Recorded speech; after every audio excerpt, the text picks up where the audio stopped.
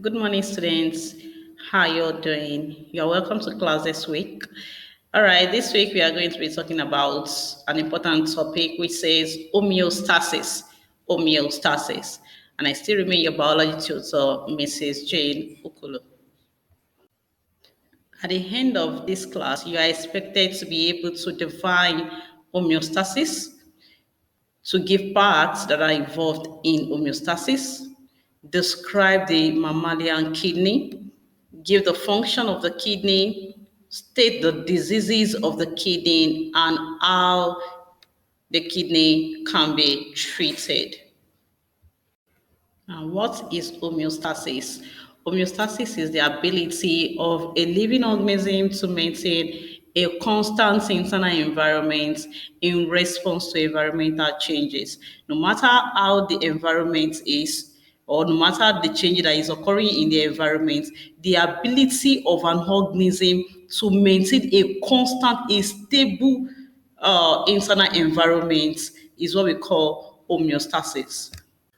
Let's take a look at the parts that are involved in homeostasis.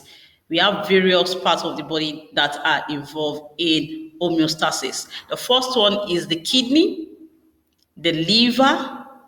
Number three, we have the skin. Number four, we have hormones. And number five, we have the brain.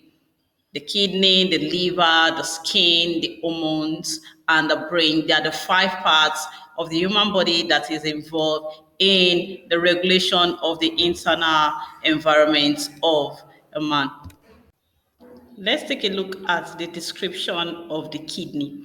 You can see the structure of this kidney on your screen. Now, the kidney, they are two. We have one on the left side and one on the right side. So we have two kidneys and they are being shaped. You can see the shape of the kidney. They are being shaped organ. I said they are two in numbers and they are being shaped. That's the shape of the kidney. And where are they located? They are located below the rib cage on each side of the spine.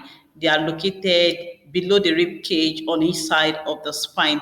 And what they do basically is that they filter blood and they remove waste. They filter blood and they remove waste. You can see the color of the screen. You can also use color of the screen to describe the kidney. The kidney is reddish in color. They are two, one on each side of the spine, and they are located below the rib cage. All right, let's take a look at the parts of the kidney. The first one is the nephron, and the kidney contains millions of nephrons. And you know what the nephrons are? They are the functional units of the kidney. And what they do basically is that they are filtering units. They help to filter waste from the blood. They filter waste from the blood, and that is why we call it the functional units of the kidney. And number two, we have the renal artery. The renal artery. Renal artery helps to control blood flow into the kidney. They bring blood from other parts of the body into the kidney. So they help to control the blood that flows into the kidney. And the last one, we have the renal tubules. The renal tubules, and what they do basically is to reabsorb minerals into the body. They helps in reabsorbing minerals into the body. We have three major functions of the kidney. We have excretion, we have maintenance of acid base level, and we have osmoregulation. Now, excretion. Excretion is the removal of waste products of metabolism from the body.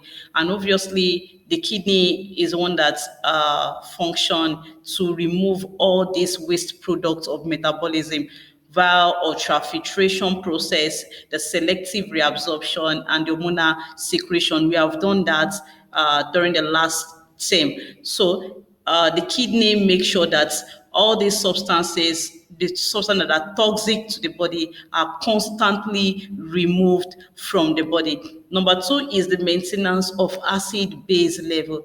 Now, when the acidic concentration of the body fluid is high, what the kidney does is that it excretes more acid so as to regulate the acid base level. And when the concentration of the base is higher than that of the acid, the kidney also excretes more base so as to maintain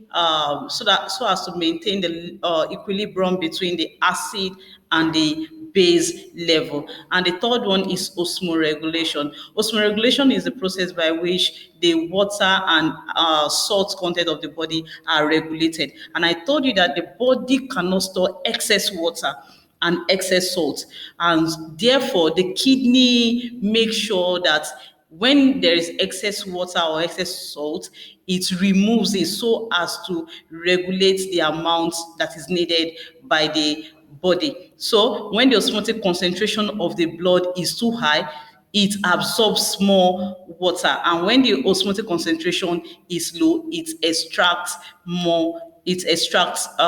water so as to make sure that the osmotic concentration of the blood is regulated. So thanks to kidney. Here are some kidney conditions that poses a great threats to the normal functioning of the kidney. We are going to be considering two of them. We have number one, we have diuresis, and number two, we have nephritis.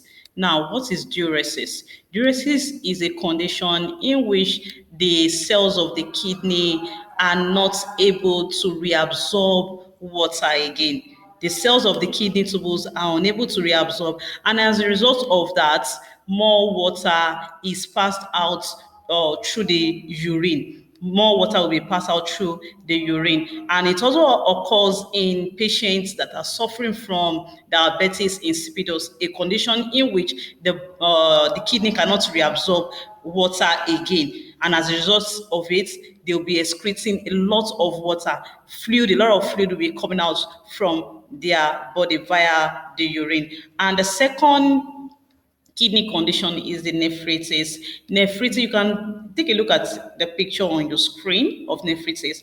Is a condition whereby the cells of the Bowman's capsule are inflamed and they become porous. You can see the pores on the kidney, they become porous, and as a result of this, they cannot reabsorb water again. They cannot carry out the function of ultrafiltration again because the kidney cells are already porous and is a very, very serious threat to the kidney. We have some possible symptoms of these kidney conditions. Number one, we have dark urine. The patients will be bringing out dark urine. They will be itching their skin. Itchy skin is a symptom of kidney condition. Even swelling of the limbs, the swelling of the limbs as a result of retention of water.